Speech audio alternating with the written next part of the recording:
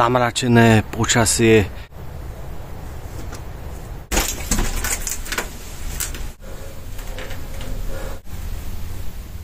Konali rôzne experimenty. Betón.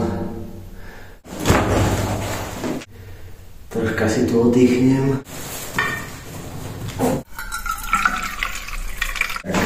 Tak si myslím, že... Čo to bolo? Je tam niekto? Boha.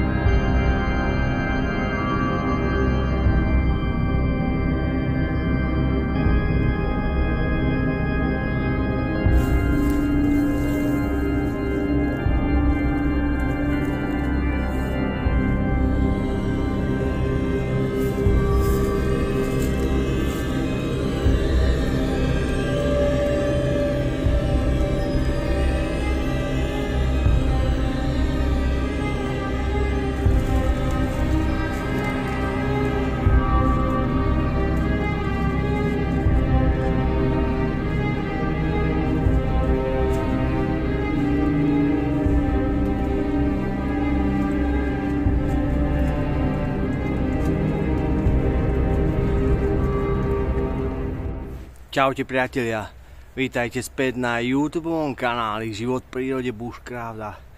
Ja som sa zase samozrejme vybral do prírody. Dneska máme také zamračené počasie, prší, miestami niekedy prestane, niekedy prší. Ako vidíte, sneh, ten už prišlo také oteplenie, však neviem, či ja dám aj 8 stupňov. Možno aj 10, čiže sneh to už nedal, no uvidíme, ako to bude pokračovať. A ja som tuto pri takom bunkri, hovorím, že pôjdem sa možno sem, jak bude pršať, alebo nejaký ten silný vietor schovať v tej prírode. Pozrieme to tam spolu a troška zrelaxujeme a uvidíme, čo ma napadne. Takže ak máte záujem, tak si isto pozrite toto video.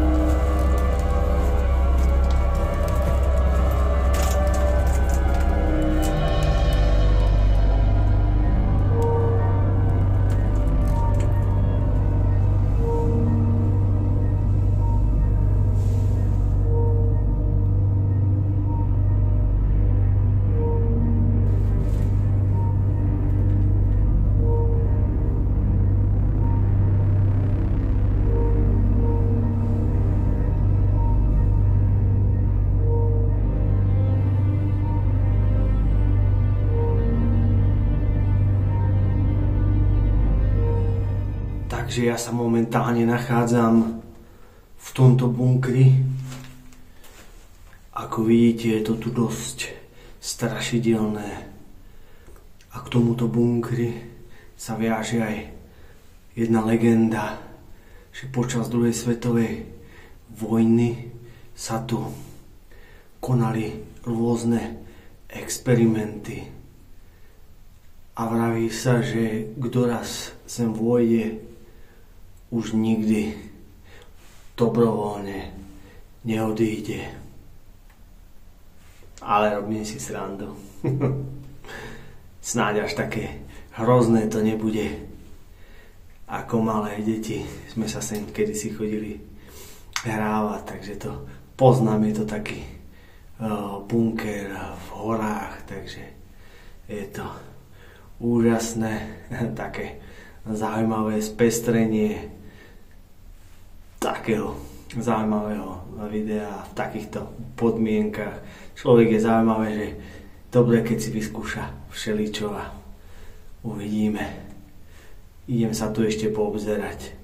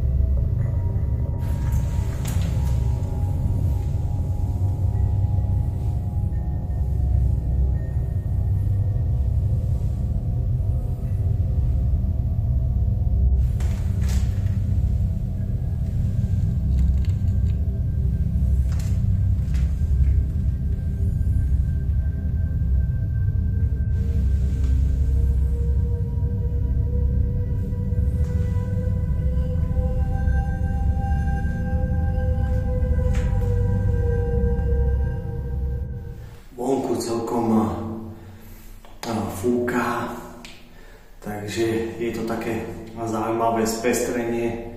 Tuto je tu taká ozvena, samozrejme je to betón, takže sa to tu všetko tak ozýva, je to tu prázdne, ale keby niekde v horách zúri nejaká výchrica alebo také niečo, tak takéto miesto síce možno je jemne také strašidelné, ale by to bola záchrana. Tu nič nepočuť. Keď vybehnem na chvíľočku von pozrieť, tak tam fúka vietor a tu je krásna, úžasná atmosféra. Troška strašidelná, ale to patrí k tomu.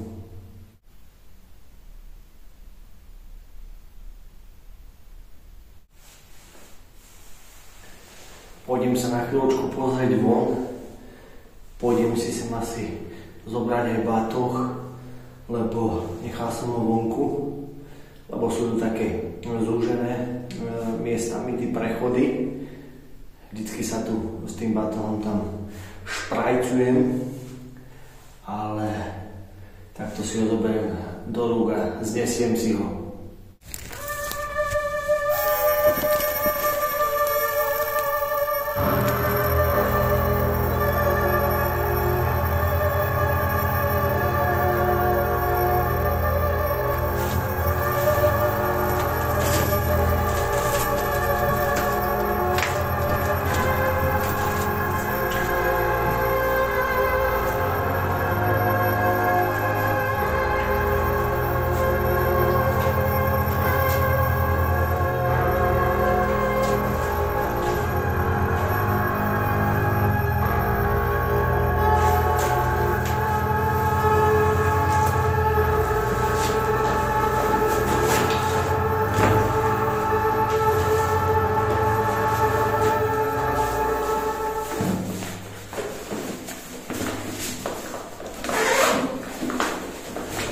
Dám si to aspoň na tú stoličku na chvíľočku.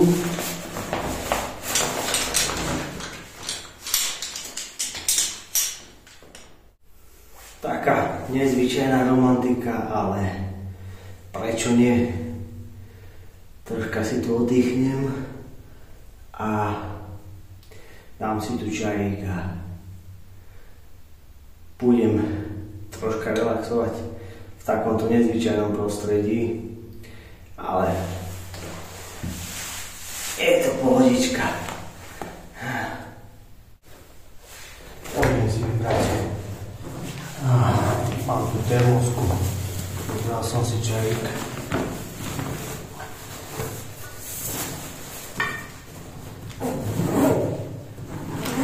Také netradičné miesto. Na relax, ale prečo nie?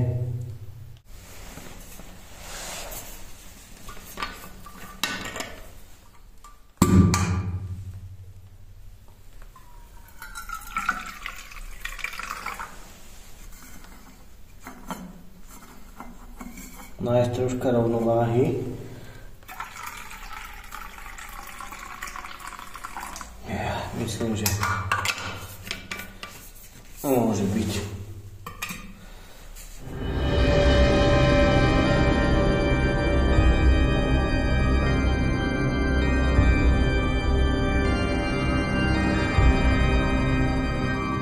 Takže čajík tu mám. Môžem si ho vychutnať.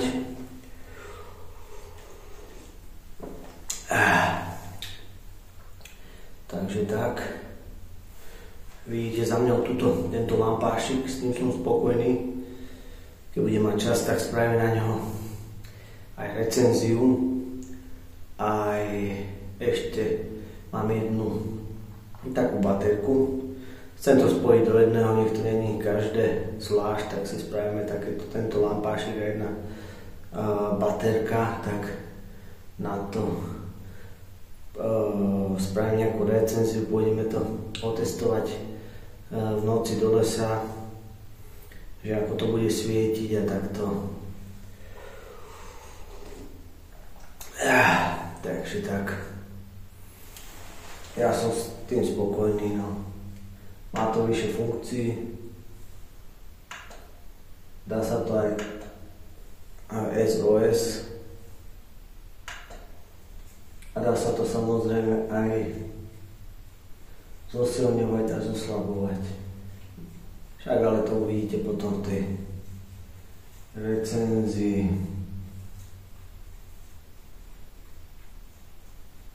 Je to taká zaujímavá a som s tým spokojný. Ináč je to taká zaujímavá tu atmosféra. Taký netradičný čajík v takomto prostredí.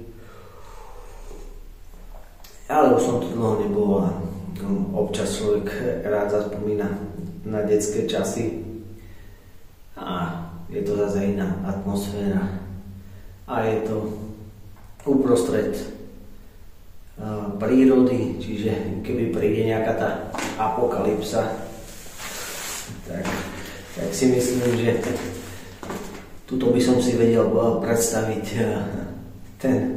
nejaký ten život v takých ťažkých podmienkach. Toto by bolo vykúpenie pred mrazivými zimami. Aj v lete, keď sú veľké horúčavy, tak tu v podzemí tak sa drží chlad, takže by to bolo také ideálne. Keby sa čosi stalo. Takže človek aspoň vie o takom niečom. Ale čo poviete? Páči sa vám takáto tá atmosféra? Takéto netradičné miesto. Ale pohoda, počujem, jak silno vietor dunie.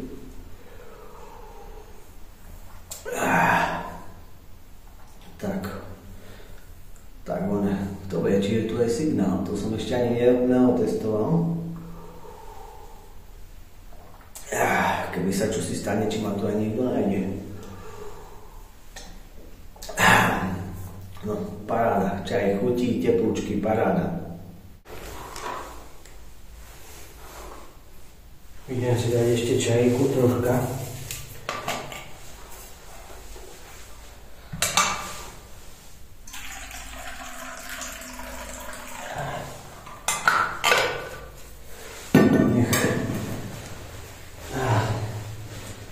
To padne pod takýto teplý čaj teraz. Čo to bolo? Je tam niekto? No, je tam niekto? No tak toto už nie je sranda, priatelia. Haló, je tam niekto?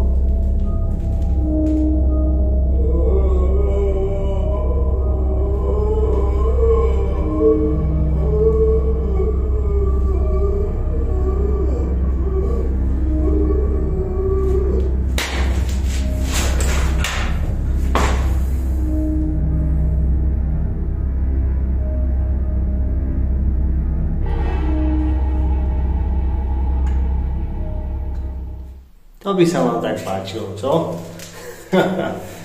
Našťastie som musel použiť troška toho hereckého umenia. Našťastie som v poriadku, nič sa nestalo, ale troška tej atmosféry občas treba pridať. Takže ja som, priatelia, na konci, dneska som si to užil, bolo to také netradičné videjko, troška v inom prostredí. Stále sme síce boli v prírode, ale aj troška, dá sa povedať, čo ešte ľudia vybudovali, lebo však ľudia už od pradávna, už dávnych vekov sme boli súčasťou prírody, ľudia žili v prírode, až potom sme sa začali združovať do tých miest, obcí stávať takéto a od tej prírody sme sa pomaličky začali vzdialovať, takže je to možno aj preto týmto, no čo by som to povedal, takže mnoho ľudí veľmi miluje tráviť čas v tej prírode, tak je to možno aj skrz to, že my vlastne odtiaľ pochádzame. Tak ono, dá sa povedať, že aj tie mestá sú v prírode, len sú vybudované v nejakej tej kúsku v prírody sme si vybudovali tie mestá a preto človek veľmi rád tu trávi ten čas, lebo vlastne chodí domov. Takže priatelia, dúfam, že sa vám toto videjko páčilo. Jak áno, tak isto nezabudnite dať like, komentár. Kto ešte nemá odber, tak odberá. My sa potom vidíme na budúce pri nejakom videu z prírody. Čaute.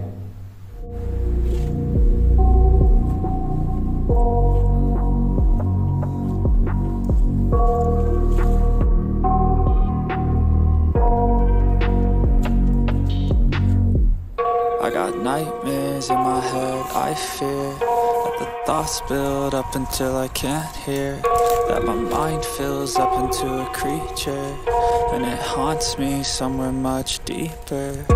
Anxiety, filling up every space, no privacy.